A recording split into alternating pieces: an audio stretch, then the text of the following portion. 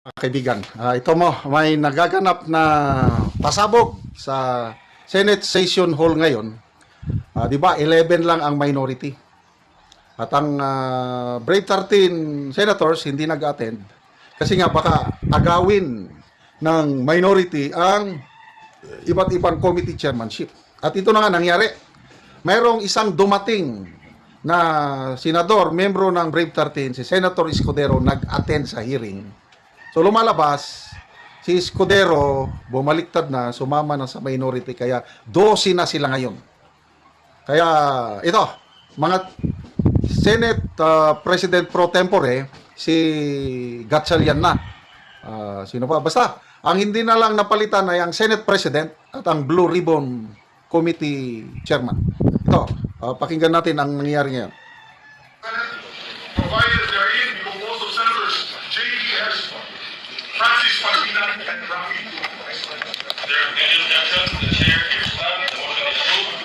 Senators J.D. Garcito, Francis Pangilinan, Rafi Tulfo, and Shirley Compose. Committee chairmanships. Committee of the Senate to inform the President of the Republic of the Philippines that the first regular session of the 20th Congress is ready to adjourn. Ay, yan na. Adjourn na. Just clarity, the resolution before here. Adjourn na. Mag-adjourn na. Ana, nauna ako ha. Please, nauna ako ha. Kayo ko lang, mas makantan na. Before we adjourn, allow me to give a few remarks. Before we adjourn, ladies and gentlemen, the chair will Sorry, patawarin mo. that we are compelled to call the session in order today. After the Senate adjourned on May 26, 2026, session was scheduled to resume on Monday, June 1, 2026, and on Tuesday, June 2, 2026. But the former Senate President failed to appear in both instances. Further, Article 6, Section 16(5) of the Constitution provides that neither House shall, during sessions of Congress, adjourn for more than 3 days without the consent of the other House. The Senate has been adjourned and unable to resume session for the past 2 days, placing us on the brink of constitutional violation had we not convened today. Thus, in the absence of a duly consulted postponement and the continued absence of the former Senate President pro tempore, and members of the majority, we are compelled to call the session to order. The quorum of 12 is based on majority of 22 senators, over whom jurisdiction can be obtained by the Senate. This is in full accord with the ruling of the court in Avelino versus Cuenco, that an absolute majority of 12 out of the 23 members can constitute a constitutional majority of the Senate for quorum purposes, and with precedent, specifically the May 5, 2015 session, where the quorum was based on 17 available senators, with 7 others beyond the Senate's coercive jurisdiction. Thank you. Thank you very much for that clarity, Mr. President. Mr. President, let the record reflect. To the chair, Senate President pro tempore shall serve as acting president pursuant to Rule 5. Yes. Presiding officer of the Senate pursuant to Rule 5, Section 4C and 5 of the rules of the Senate. Presiding officer. Sorry? Pursuant to our rules, the wording is actually acting president. Acting. Just for the record, Mr. Is there any objection? Acting names acting Senate President. Acting Mr. President, SPPD. the President of the Republic of the Philippines and the House of Representatives be informed of the election of Senate President pro tempore and acting Senate President Sherwin Gatchalian. Senate I so President. move. Is there any objection? If not, the motion of the majority leader is about.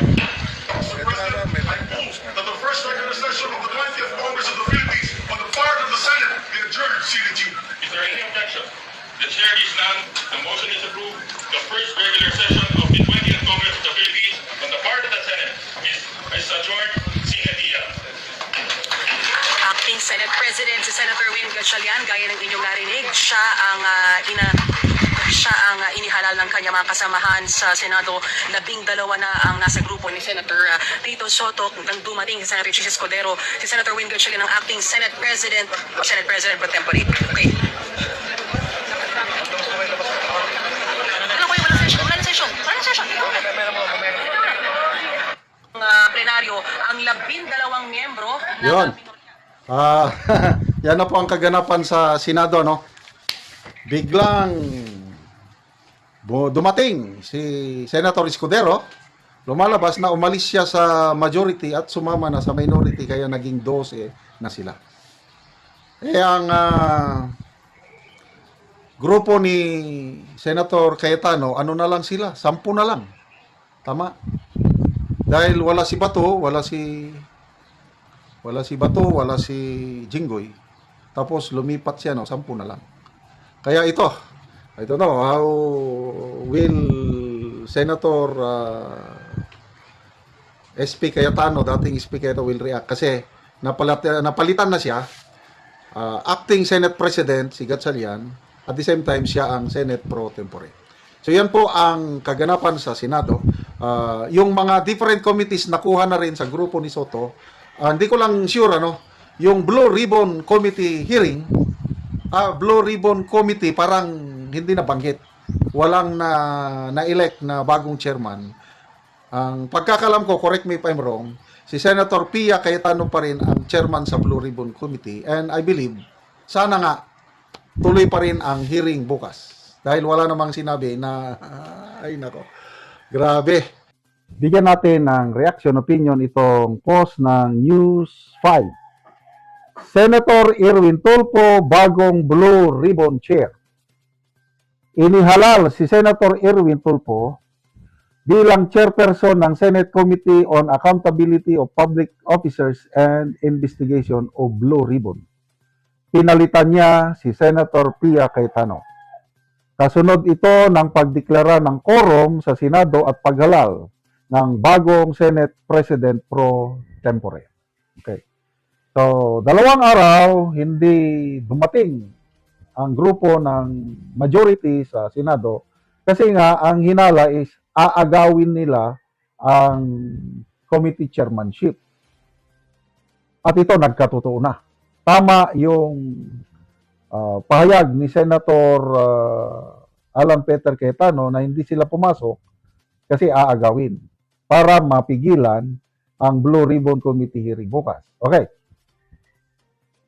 Kung yung 11 minority senators, sila-sila lang, wala silang magagawa. Ang problema kanina, sa session hall, biglang dumating si Senator Escudero na dating kasapi ng majority.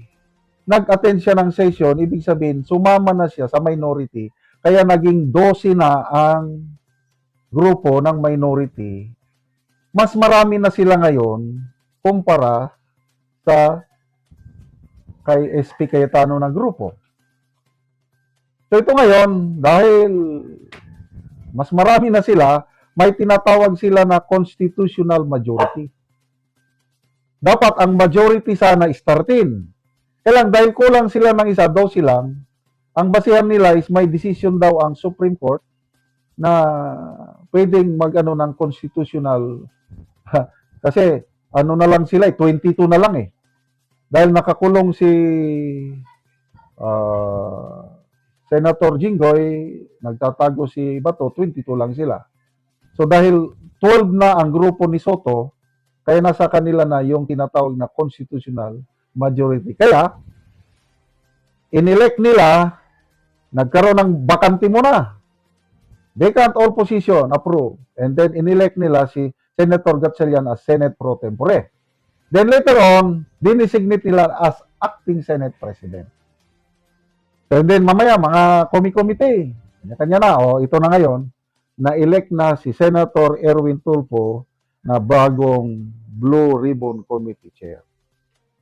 So ang tanong ngayon is, yung naka-schedule na Blue Ribbon Committee hearing bukas, matutuloy pa ba? Ano sa tingin nyo? May post kanina, nabasa ko, si Senator Alan Peter Cayetano humihingi ng dasal. Nananawagan sa taong bayan na ipagdasal nyo na sana matuloy ang Blue Ribbon Committee hearing bukas. Ako naman, nagdarasal ako.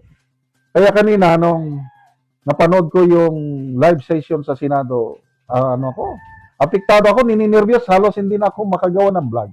As in, malungkot na malungkot ako ngayon sa pangyayari.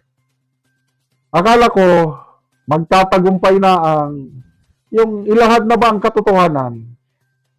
I don't know, I might be wrong. Baka hindi na matuloy ang committee hearing bukas sa Blue Ribbon. Sana mali ako. Kasi ano pa ang kapangyarihan ni Senator Pia Cayetano? Yung mga invitation letters niya sa Brave 18, sa mga ano.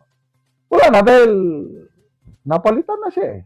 Kaya ito, nakakalungkot po na pangyayari. I don't know, ito. Tignan natin ang reaksyon ng taong bayan.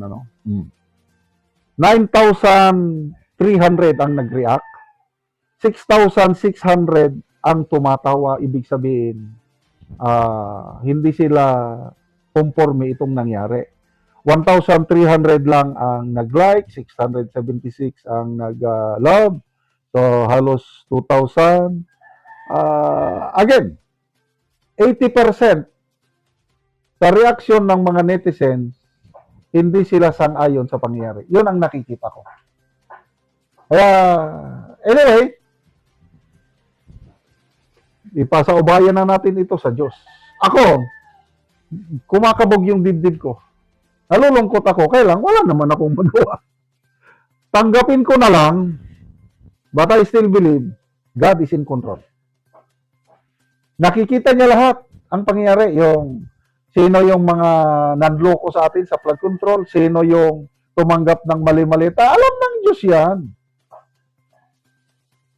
Kaya, sa, anong tawag ko dito? Court of Public Opinion, kung hindi man matuloy ang Blue Ribbon hearing bukas, hindi makapagtistigo ang mga Brave 18 Marines, I still believe, ang nagmamasid na taong bayan, yung sabi ko na 6,600 na tumatawa, may desisyon na yan, alam na yan. Mas maraming nalungkot sa pangyaring ito, 80%. At yung 80% na yan, pagdating ng election sa 2028, mabigwasan sila. Kaya mga kaibigan, I believe na nalulungkot din kayo. Kung anong nararamdaman ko, nararamdaman nyo rin. Parehas tayo nalungkot sa mga pangyari. Kailangan magtiwala tayo sa Panginoon. He is still in control. Walang makakaligtas sa mata ng Panginoon. Balang araw, kung itong mga nagnakaw sa kaban ng taong bayan, kung hindi sila mapanagot sa hukuman natin dito, yung Court of Law, mananagot sila sa Diyos. Dahil God is a God of justice. God hates corruption. Kaya, sige. Sayang. Yung manag-abang, palagay ko sana mali ako. Palagay ko wala nang hearing bukas sa Blue Ribbon. Salamat mga kaibigan sa inyong pagsubaybay sa channel nito. Nakakatulong kayo ng malaki sa tribong Talandig ng Bukidnon dahil ang sweldo natin sa channel nito is pantulong sa tribo. Namimigay tayo ng libreng yero at pako para makapagpatayo naman sila ng mas maayos na tirahan.